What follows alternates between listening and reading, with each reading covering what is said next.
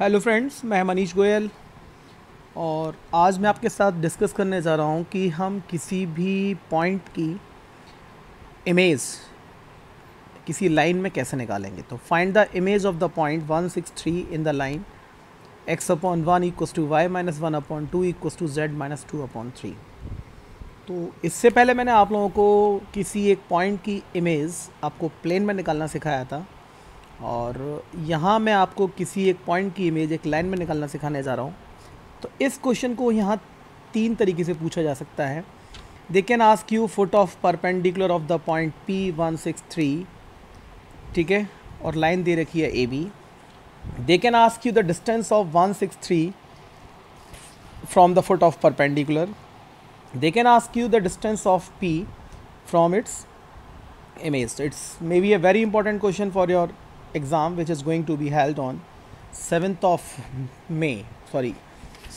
June। जो टर्म 2 में आपका जो एग्ज़ाम होने जा रहा है क्लास 12th के बच्चों के लिए, तो उनके लिए एक बहुत अच्छा क्वेश्चन हो सकता है और इसके लिए बेसिक्स का आना बहुत ज़रूरी है। तो वो बेसिक्स आप लोगों को नॉलेज होगी, सिर्फ मैं आपके साथ ये क्वेश्चन डिस्कस करने जा रहा हूँ।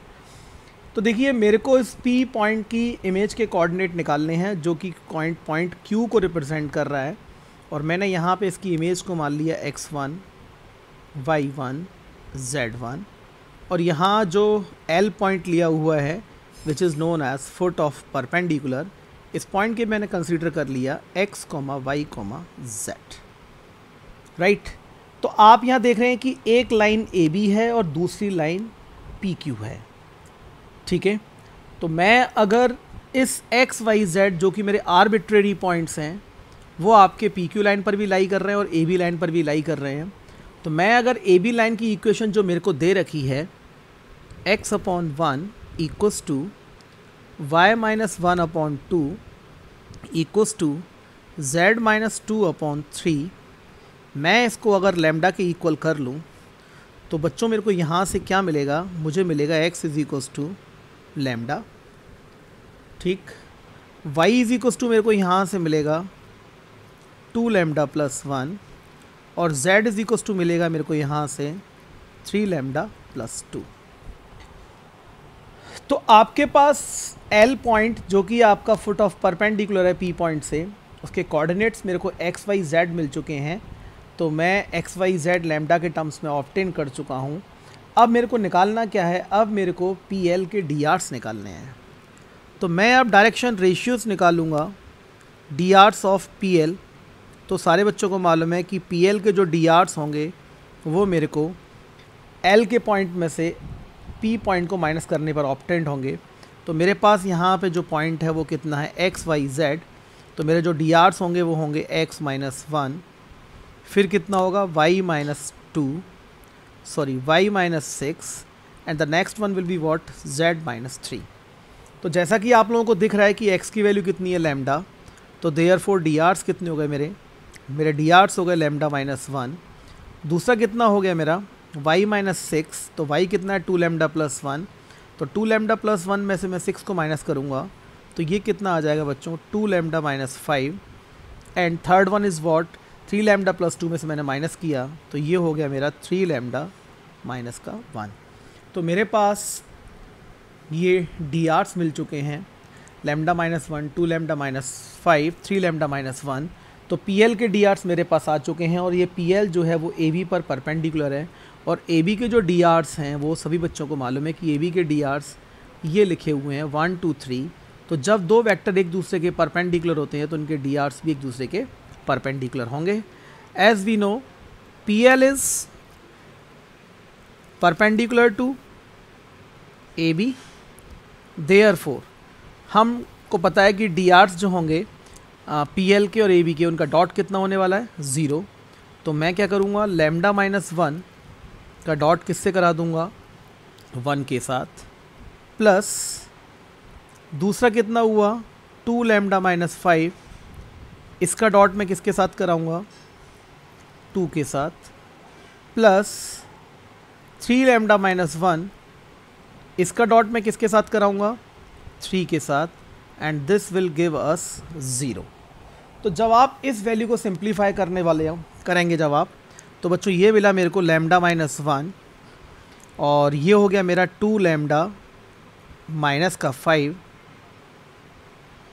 सॉरी ये थोड़ी सी गड़बड़ हो गई है, तो ये कितना हुआ, लैम्डा माइनस 1 2 से मल्टीप्लाई में कराऊंगा तो बच्चों ये हो जाएगा 4 लैम्डा और माइनस का 10, then I will obtain 9 lambda minus का 3 इक्वल्स टू 0। तो यहाँ से जब आप देखेंगे तो 9 और 4 13 एंड 1 14, तो ये मेरे को मिला कितना 14 lambda and 14 lambda minus 14 equals to 0। तो यहाँ से सबको समझ में आ गया होगा कि जो लैम्डा की वैल्यू मेरे को मिली है वो कितनी मिली है, 1 मिली है।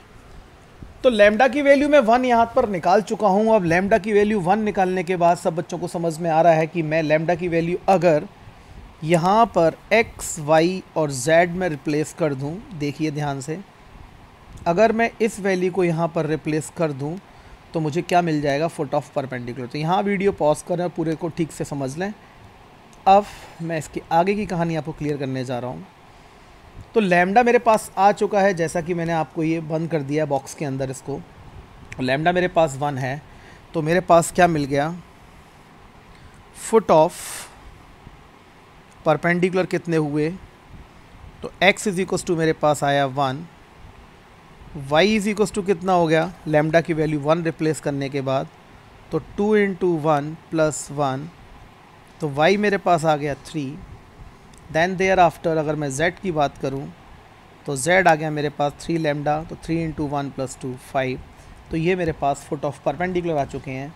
और अब मेरे को क्या निकालना है, जो मेरा क्वेश्चन है that is the image of P मेरे को ऑब्टेन करनी है।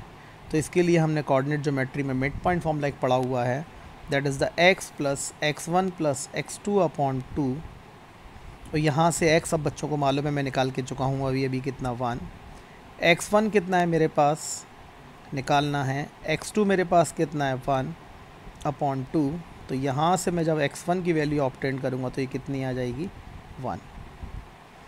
सिमिलरली जब मैं y की बात करूँगा तो y इज इक्वल्स टू कितना है, y मेरा आ चुका है 3, y1 मेरे को ऑब्टेन करना है और y2 कितना है 6 अपॉन कितना हुआ 2।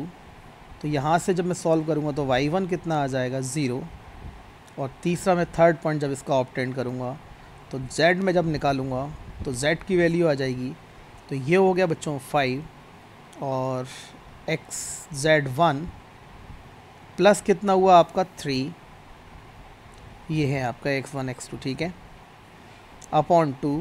तो यहाँ से जब मैंने सॉल्व किया तो मेरे को जो z1 की वैल्यू मिली वो कितनी मिली 7। तो इस तरीके से जो इमेज के कोऑर्डिनेट मेरे को ऑब्टेंड हुए, तो ये इमेज आ गई आपके पास 1 0 7। तो यहाँ ये क्वेश्चन में 3 चीज़ें आपसे पूछ सकता है क्वेश्चन।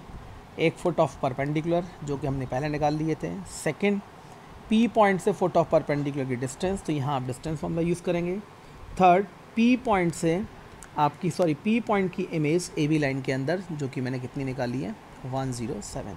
तो this may be a very important question for your exam which is going to be held on 7th of June. Thank you so much.